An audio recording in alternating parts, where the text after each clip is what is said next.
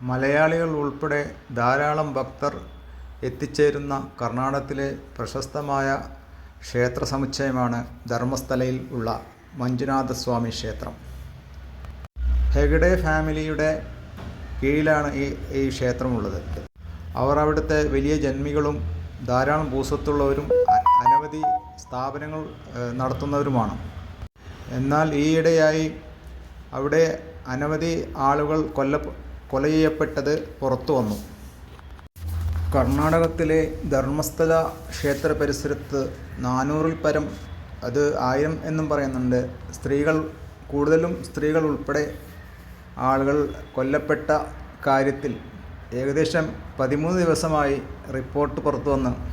കഴിഞ്ഞ 10 ദിവസവും ജനം TV ചാനലിൽ ഒരു റിപ്പോർട്ട് പോലും വന്നില്ല.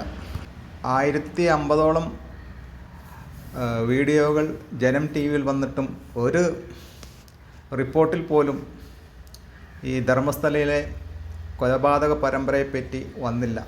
അതുകൊണ്ട് സത്യം മൂടിവെക്കുന്നതിൽ ഈ മാധ്യമം വളരെ മുന്നിലാണ്.